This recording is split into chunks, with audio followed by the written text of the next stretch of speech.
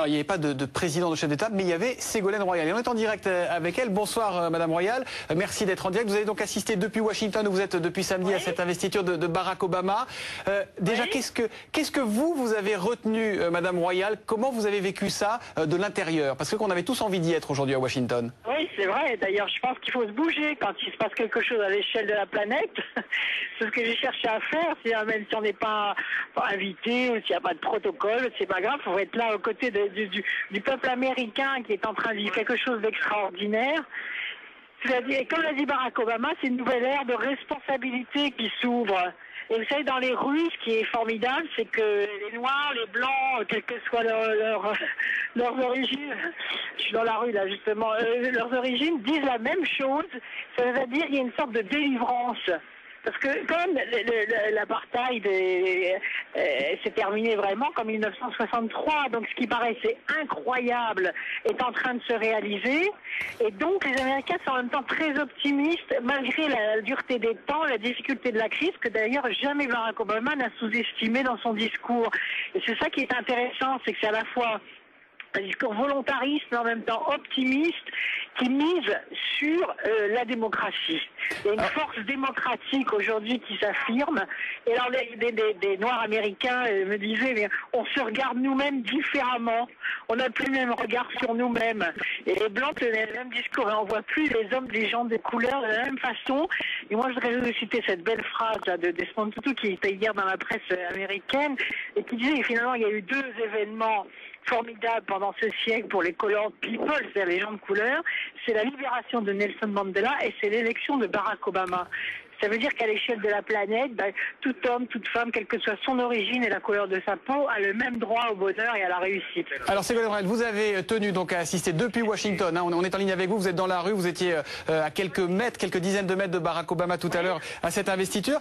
Il y a une interview que vous avez donnée au Monde ici, et qui surprend un peu parce que vous y dites, hein, vous allez peut-être nous le confirmer ou pas, vous y dites que Barack Obama s'est inspiré de vous, que ses équipes vous ont copié presque pour remporter cette présidentielle. C'est bien ça ce que vous avez voulu dire? Inspiré, oui, bien sûr, inspiré, mais c'est pas une surprise d'ailleurs, parce qu'au début, dans la campagne, dans l'investiture, à l'intérieur, dans les primaires que j'ai suivies, vous savez, j'ai créé un site, Désir d'avenir, qui existe toujours, qui est un site participatif, qui consultait les citoyens sur ce qu'ils attendaient d'un programme présidentiel.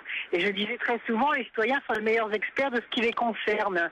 Et en effet, il y a des conseillers de l'équipe démocrate qui sont venus, qui ont observé ce site, et ils m'en ont reparlé ici aux États-Unis, puisque j'en ai rencontré certains, et donc j'ai regardé très attentivement ce qu'ils avaient fait de cette idée toute simple, mais très forte, selon laquelle finalement chaque citoyen doit se prendre en charge. Et regardez tout à l'heure dans le discours de Barack Obama, il l'a redit, il a dit l'État fera ce qu'il doit faire, mais si chaque citoyen ne se prend pas en charge, à ce moment-là, ça sera difficile d'avancer, mais si chaque citoyen se prend en charge, ça veut dire est respecté aussi en tant que tel, et est associé aux décisions qui le concernent, à ce moment-là, on peut avancer ensemble. Et moi, je crois profondément à ça. C'est-à-dire, je crois que toute réforme imposée d'en haut, il y a plusieurs exemples, hein, aujourd'hui en France, où des réformes imposées d'en haut ne passent pas, parce que tout simplement, les personnes concernées ne sont pas mises dans la confidence politique. Regardez les lycéens qui ont envie de travailler, qui ont envie de réussir, ils n'acceptent pas une réforme parce qu'ils n'ont pas été On sent que vous repartez, Madame Royal, sur des considérations de politique intérieure, et c'est normal, c'est un peu votre rôle quand même. Non, pas du tout, ce ne sont pas des considérations de politique intérieure, ce sont des grands principes démocratiques, modernes. Mais vous maintenez-vous que Barack Obama vous a copié? C'est pas un peu sous l'effet de l'enthousiasme que vous lancez ça? Non, je ne pense pas avoir utilisé cette expression-là. Ce que je maintiens, c'est qu'il y a des conseillers, en effet, du camp démocrate qui sont venus au siège de campagne, mais qui sont aussi allés voir d'autres campagnes, et qui ont observé, et avec beaucoup d'attention et de passion, parce qu'ils me l'ont redit ici, la démarche de campagne participative par Internet. Et ce qui est extraordinaire, c'est qu'ils en ont fait quelque chose à l'échelle du continent des États-Unis d'Amérique, donc à une dimension supérieure, si vous voulez. Mais la démarche initiale, et d'ailleurs ça a été écrit dans la presse américaine, est venue en effet du site Désir d'avenir, et sans doute d'une intuition politique à laquelle je crois plus que jamais. Dernière question, très rapidement, Madame Royal, s'il vous plaît. Si votre question c'est est-ce que Barack Obama est venu en personne, la réponse est non. Ça, nous le savions déjà. La question est... voilà. Nous savions déjà. Dernière question, très rapidement. Est-ce que vous pensez que Barack Obama, c'est une bonne nouvelle pour l'Europe et pour la France, ou est-ce que c'est finalement, d'abord, avant tout et surtout, comme l'a dit François Fillon cet après-midi, le président des États-Unis qui va s'occuper des Américains?